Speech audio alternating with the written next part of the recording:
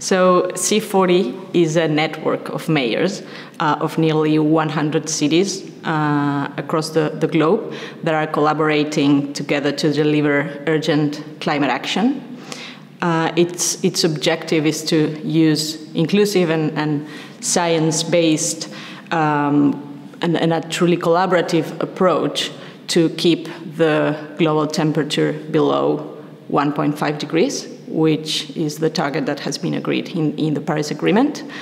The network today reunites 96 cities, major cities from across the globe.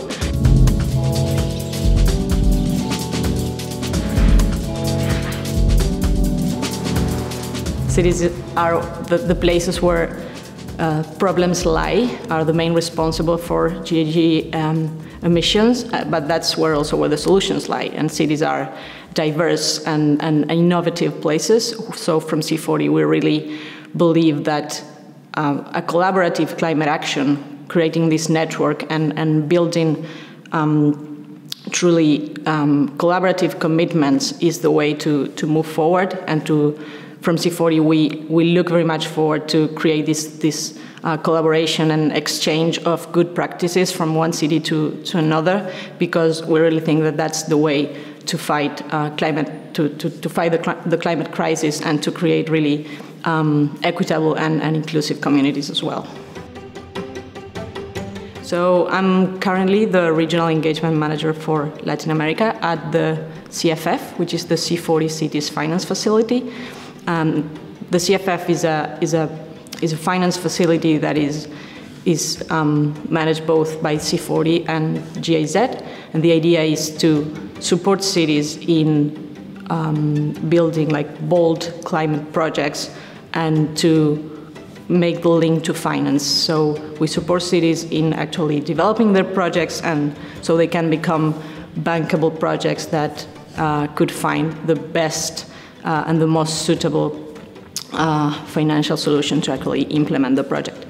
So as a regional engagement manager for Latin America, within this program, I am mostly in charge of engaging the different cities from across the continent and creating, again, these collaborative networks, trying to find how solutions from one place could be applied to another city, to deliver trainings, to create and think about potential resources that might be used not just in one of the cities that we're supporting, but medium and small cities from the countries where we work, and other cities from across the region. So again, it's all about collaborative climate action and how the support that we provide to one city could be replicated and upscaled to the whole region.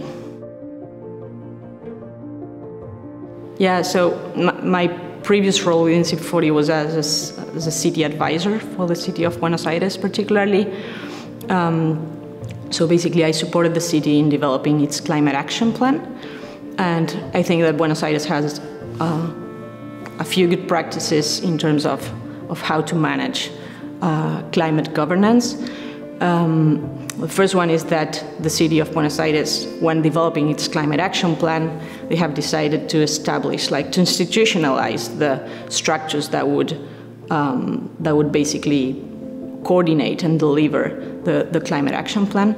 So the city created a climate change cabinet, which was formed by high-level political officers, and that was the way to ensure that all the responsible departments and secretariats were going to be engaged and really involved in the CAP development. And that structure was institutionalized. There was a resolution from within the city government that actually established that cabinet. So I think that was a really good practice, and that kind of political or more steering cabinet was working hand in hand with interministerial technicians and working groups that were leading the most, the technical part of the CAP development. So it was this kind of interaction between high-level, more political and steering structures with more technical structures that kind of was successful for a CAP delivery. And also, I think it's important to highlight that the city of Buenos Aires has a mitigation and adaptation climate change law. And again, that means that the governance structure, I mean, this law, what it establishes is that how the city needs to develop its climate action plan. It ensures that the city updates it every 5 years, the monitoring and evaluation mechanisms.